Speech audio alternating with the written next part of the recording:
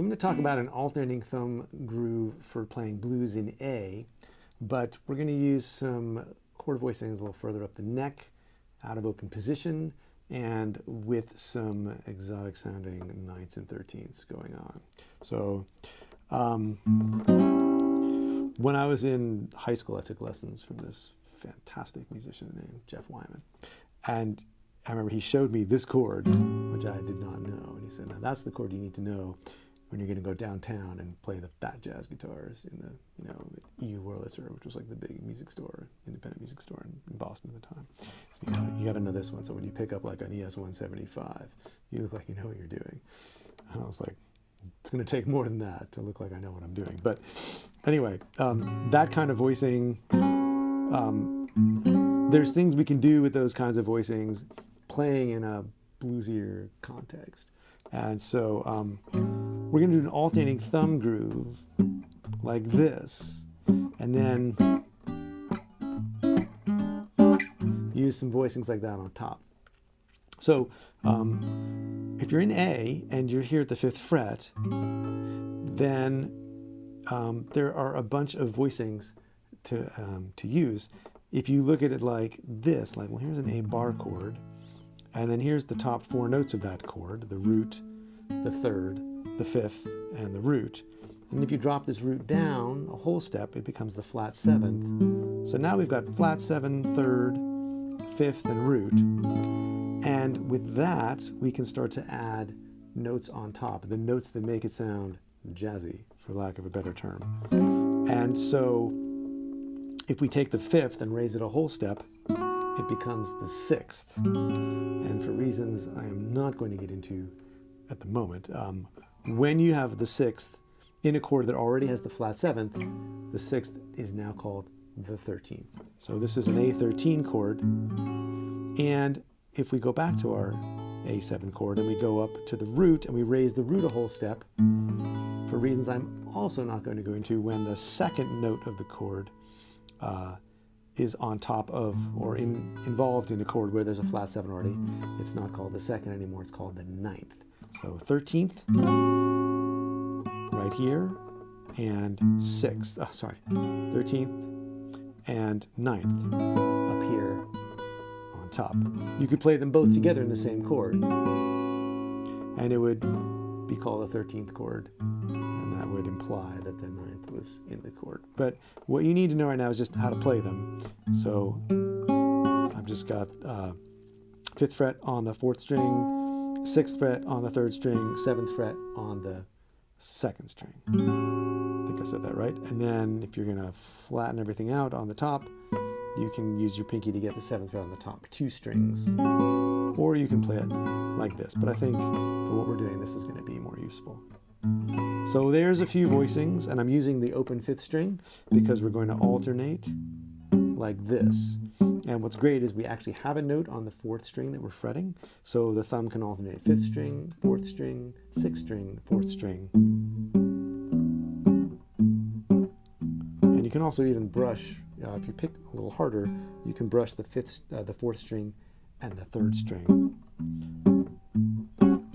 Or you can grab everything, and it sounds a little dorky just to play off beats, but right now I'm grabbing, every time I play on beats 2 and 4, 1, 2, 3, 4, I'm grabbing, along with my thumb, I'm grabbing index and middle on the 3rd and 2nd strings. And you could also bring the ring finger in and grab the high string as well. And so if you combine that with, if you take this chord here, just the 4th, 3rd, and 2nd string with the 5th on top, and then go to the 13, and then go to the voicing with the root on top, and then go to the one with the 9th on top, whether or not this note is in there or not. Now we've got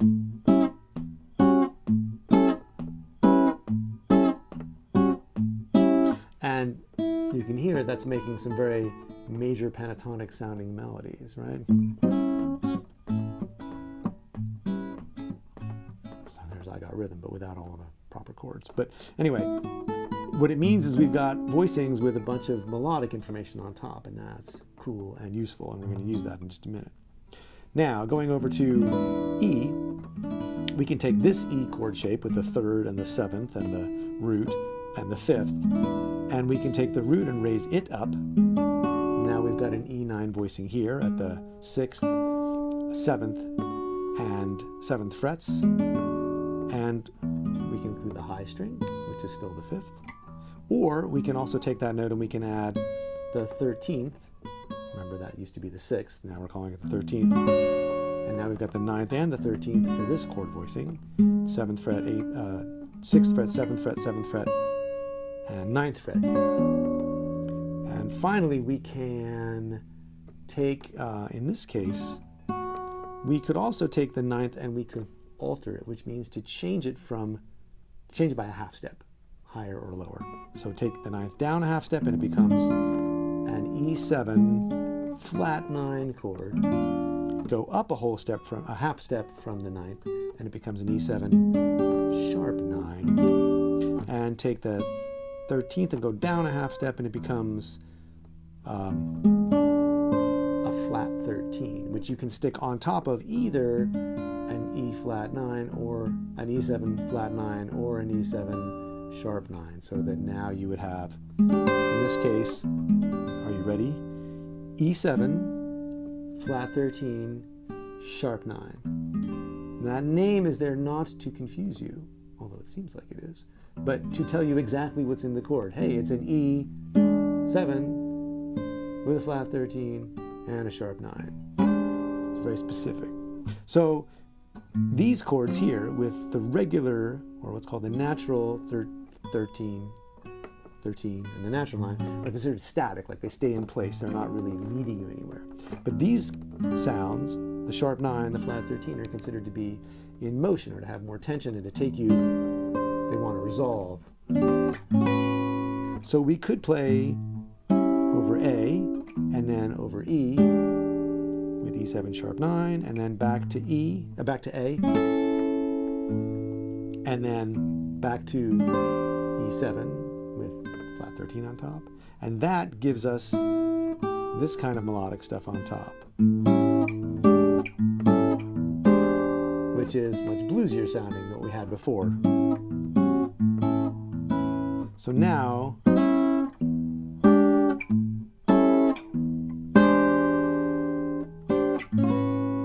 we've got something that's regularly bouncing back and forth between A and E, and all the E chords sound like they're trying to take you back to A. So we're basically sitting on an A chord using a chord substitution of E7 something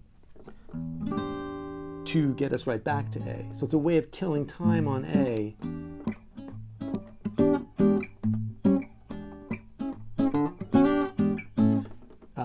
by using these different chord voicings.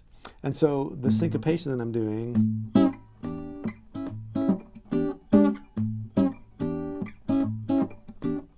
is I'm playing a bass note and then grabbing the A chord, thumb, index, and middle, 1, 2, and now going up to E7 sharp 9 and grabbing thumb, index, and middle as a pinch on beat 3, and then on beat 4 I'm grabbing the 4th string with my thumb and then reaching back to get back to A on the and of 4.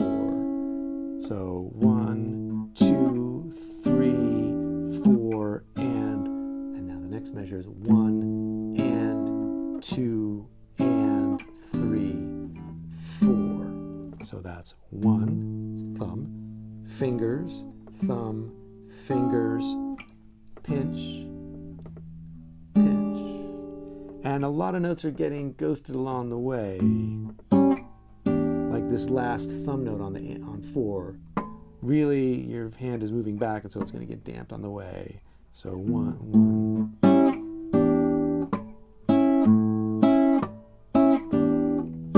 And some of these notes are getting choked by lifting your fingers off the string a little bit.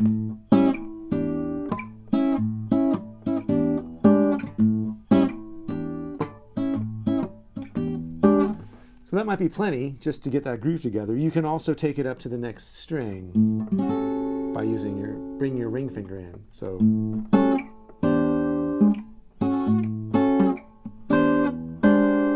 same syncopation,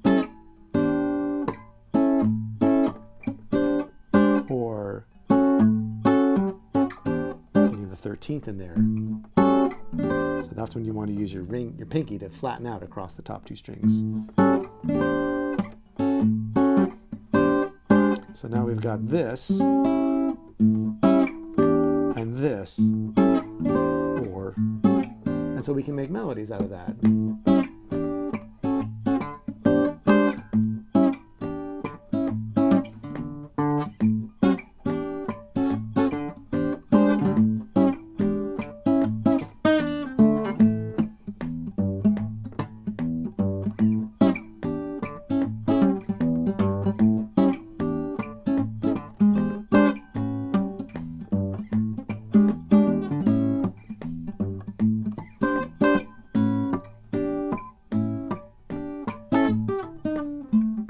So just knowing why these chords rock back and forth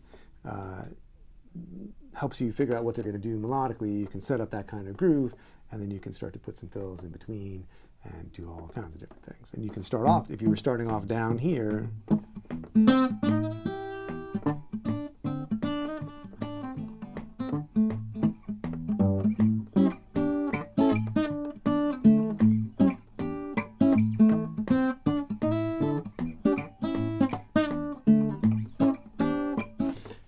that could start to be like the answers to the licks you're playing. So there's a million different ways you could do it, but that's the basic idea. So I hope that gives you some things to work on. If you got any questions or comments, please leave them down below. I would love to hear from you and try to answer your questions if you got any. And that's it for now. I'll see you next time.